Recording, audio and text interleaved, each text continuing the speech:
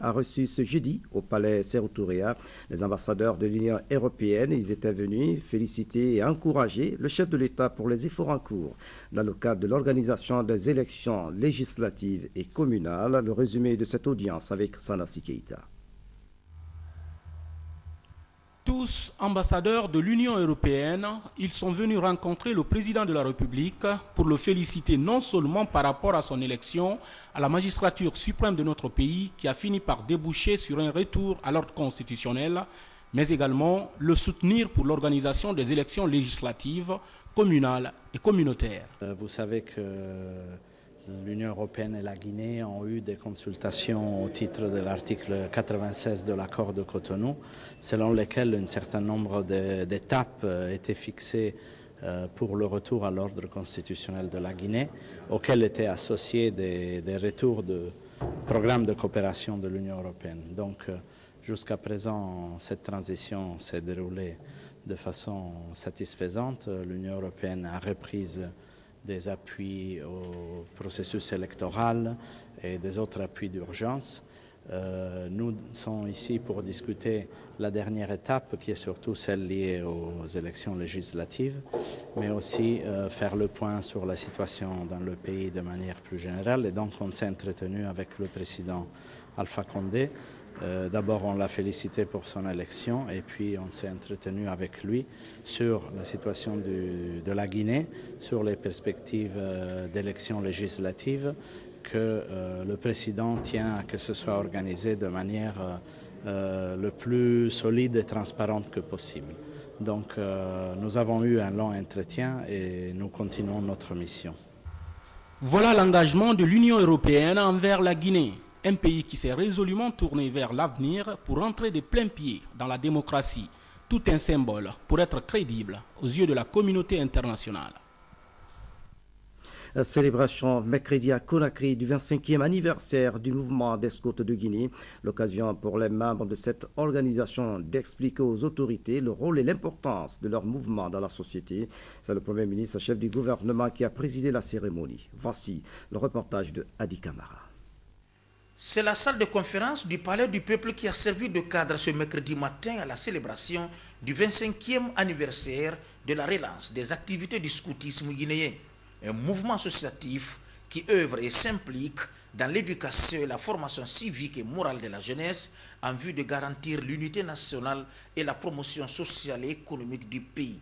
À cette tribune, le porte-parole des scouts de Guinée était là pour dégager l'importance du scoutisme dans une société comme la nôtre. Le scoutisme est né en 1907.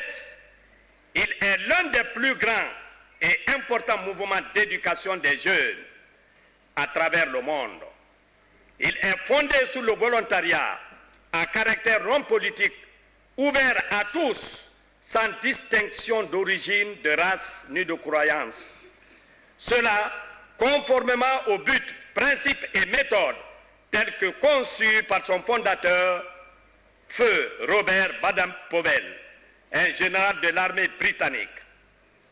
La mission principale du scoutisme est de contribuer à l'éducation des jeunes afin de participer à la construction d'un monde meilleur, peuplé de personnes épanouies, prêtes à jouer un rôle constructif dans la société. De l'indépendance de notre pays à nos jours, le mouvement scout s'est toujours investi dans l'épanouissement social des citoyens à travers des activités culturelles qui répondent parfois aux questions relatives à l'éducation morale et civique. C'est pourquoi le Premier ministre Mohamed Seydou Fofana, au cours de cette rencontre, s'est penché sur le mérite du mouvement scout qui doit rester responsable et engagé. La thématique du 25e anniversaire du scoutisme, à savoir flamme de la paix et de l'unité nationale, s'inscrit pleinement dans la vision politique du professeur Alpha Condé de faire de la Guinée une nation prospère, un havre de paix. Nous sommes convaincus que le scoutisme guinéen restera fidèle à ses principes fondamentaux, à savoir devoir envers Dieu. Un scout guinéen est un croyant, à savoir devoir envers autrui. Un scout guinéen est loyal envers son pays dans la perspective de son développement harmonieux, de promotion de la paix et de la compréhension mutuelle, à savoir devoir envers soi-même. Un scout guinéen doit travailler à se prendre en charge, à jouer un rôle effectif, actif dans son éducation, dans la transformation de sa vie. Signalons que le scoutisme a été introduit en Guinée aux années 1936-37 par le biais des enseignants, des cadres de l'administration coloniale, des élèves de l'ex-école fédérale William Ponty de Dakar, République du Sénégal. Je vous le disais en titre, le ministre de l'Administration du Territoire et de la Décentralisation multiplie les contacts avec les acteurs impliqués dans le processus électoral.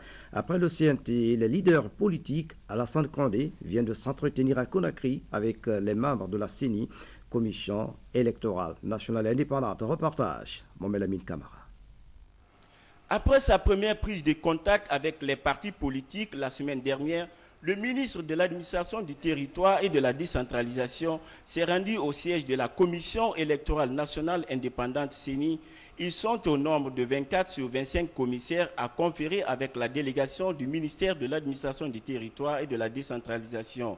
Alassane Condé entend redynamiser le partenariat existant entre son département et tous les acteurs impliqués dans le processus électoral guinéen. Je pense que la collaboration qui doit exister entre l'administration du territoire et la CENI est une collaboration, je dirais, traditionnelle. On ne peut pas s'imaginer un organe quelconque organiser des élections sans l'apport du ministère de l'Intérieur, qu'on appelle aujourd'hui l'administration du territoire. Vouloir penser qu'on peut mettre l'administration du territoire en dehors d'un processus électoral, cela n'est pas possible. Techniquement, ce n'est pas possible. Physiquement, ce n'est pas possible. Administrativement et politiquement, ce n'est pas possible. Donc c'est à nous, ensemble, de voir ensemble les voies et moyens qui peuvent permettre à notre pays d'organiser des élections paisibles, techniquement valables et acceptées de nous tous. La promotion de la démocratie en Guinée dépend de l'organisation des élections libres, crédibles et acceptées de tous. C'est pourquoi le ministre Alassane Condé a souhaité un nouveau recensement pour actualiser le fichier électoral de 2010 qui souffre à ce jour de beaucoup d'imperfections. Il n'est pas possible d'organiser des élections avec le fichier actuel. Toutes les difficultés que nous avons eues aux 2 tours des élections, c'est surtout ce fichier. Les documents qui lient la Guinée à sa gêne. Personne n'en possède.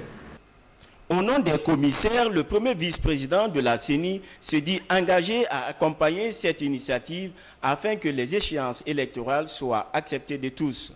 Nous sommes très engagés à collaborer la main dans la main et franchement avec le ministre de l'Administration du Territoire et de la Décentralisation pour 2 choses. 1, parce que c'est quelqu'un qui connaît ce département. 2, il est engagé à aller avec nous dans la démocratisation de ce pays. Le ministère de l'Administration du Territoire et de la Décentralisation et la Commission électorale nationale indépendante sont donc prêts pour une synergie d'action dans l'organisation des prochaines consultations électorales en Guinée. En déplacement, le ministre de l'Alphabétisation et de la Promotion des langues nationales est en tournée dans les 5 communes de Conakry. Objectif, montrer aux populations l'importance de l'alphabétisation de la société en voie de développement. Aïcha Diallo, notre reporter sur les pas du ministre dans les communes de Conakry. Suivez. L'éducation est un droit fondamental reconnu par la Déclaration universelle des droits de l'homme. Grâce à l'éducation, l'alphabétisation autonomise et favorise l'intégration des sociétés en renforçant l'équité et le respect des droits humains. Fort de cette conviction, le ministre de l'Alphabétisation et de la Promotion des langues nationales a sillonné les 5 communes de la capitale dans l'espoir d'inciter les populations à adopter l'alphabétisation, cette arme efficace pour lutter contre la pauvreté. Première étape de cette tournée d'Elhadj Bamba Camara, le centre Nimba à Matoto. Cette école professionnelle spécialisée dans la réinsertion des enfants handicapés a vu le jour en 1999. Elle forme actuellement de la première à la 4e année 60 enfants âgés de 8 à 12 ans. Cette formation gratuite va permettre à ces jeunes déshérités de vivre une vie honnête et décente et d'éviter la mendicité. Le centre NAFA de Antanor a été également visité par El Hadj Bamba Camara. Ce dernier a constaté de visu que cette école de la seconde chance est logée dans l'enceinte d'un collège. Elle est confrontée à plusieurs difficultés pour fonctionner correctement. Elle manque de fournitures scolaires, de bureaux et d'ateliers. Face à ces entraves, les apprenantes ne sont guère motivées et à ce jour, elles arrivent au compte-gouttes pour être notamment alphabétisées. Contrairement au centre NAFA, l'association des jeunes couturiers pour le développement a 385 apprenantes. Ces apprenantes reçoivent pendant une période de 3 ans une formation en technique de couture et de teinture tout en étant alphabétisées. Seul hic, cette formation se déroule dans des conditions éprouvantes comme dans cette salle de classe où des tôles rouillées remplacent les murs. Après la commune de Matoto, cap sur la commune de Ratoma qui abrite 5 ONG qui s'occupent du volet alphabétisation. Le centre pilote de Ratoma, créé en 2000, met l'accent sur la lecture, l'écriture, le langage, les cours d'IEC, information, éducation et communication, en plus des notions sur les droits humains dans les différentes langues nationales. À Dixine, il existe 5 centres d'alphabétisation, mais le manque criard de locaux, l'absence du matériel didactique et l'instabilité des apprenants constituent de véritables handicaps pour la commune. En dépit de ces difficultés, des mécaniciens, des menuisiers, des maçons, des couturières ou des coiffeuses sont formés dans les différents centres d'alphabétisation dans l'espoir de les aider à sortir de l'obscurantisme pour être utiles à la société. Le ministre de l'alphabétisation a, durant toute sa tournée dans la capitale, rappelé que le taux d'analphabétisme global est de 65%, un taux qui figure parmi les plus élevés de la sous-région pour une moyenne de 62%. El Hadj Bamba Camara a tiré sur la sonnette d'alarme pour aller en guerre contre l'analphabétisme, véritable facteur de propagation de la pauvreté. Vous avez parlé de l'alphabétisation. Vous avez parlé de la promotion des langues nationales. Tous ces deux facteurs ne peuvent réussir pleinement qu'avec votre soutien, votre apport, votre participation effective pour que l'alphabétisation connaisse un rayonnement radieux. Le centre d'alphabétisation Co, situé à Madina Marché, fait partie des structures visitées par le ministre de l'alphabétisation. Ici, l'engouement pour ce langage qui émane de l'arabe harmonisé à la langue mandingue, créé le 14 avril 1949 par Souleymane Kanté à Bingerville en Côte d'Ivoire, est tel que l'un des apprenants a inventé cet engin qui peut rouler sur terre et naviguer sur mer. Mohamed Sissé estime qu'il est sorti de l'obscurantisme et qu'il a le vent en poupe pour être utile à la société grâce à l'alphabétisation. La dernière étape de la tournée du ministre de l'alphabétisation est la commune de Kaloum. Dans cette commune, le constat révèle que sur une population de plus de 114 000 habitants, 37,59% ne sont pas alphabétisés. 3 centres sont fonctionnels dans cette commune qui entend mettre sur pied notamment le fonctionnement des comités d'alphabétisation, le suivi des animateurs et l'évaluation des apprentissages des auditeurs. Autant de projets destinés à booster l'alphabétisation, un secteur prioritaire de la Troisième République qui entend instaurer un développement durable réellement participatif en Guinée dans ce 3e millénaire où chaque citoyen est appelé à développer ses facultés de vivre et de travailler dans la dignité afin d'améliorer la qualité de son existence.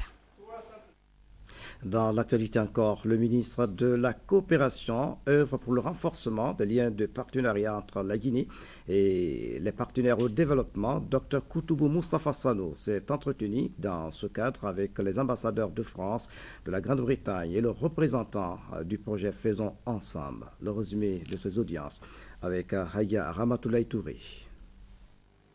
Le ministre de la Coopération n'entend pas observer le repli en matière de redynamisation des relations de coopération entre la Guinée et ses traditionnels partenaires d'une part et de l'autre avec de nouvelles relations.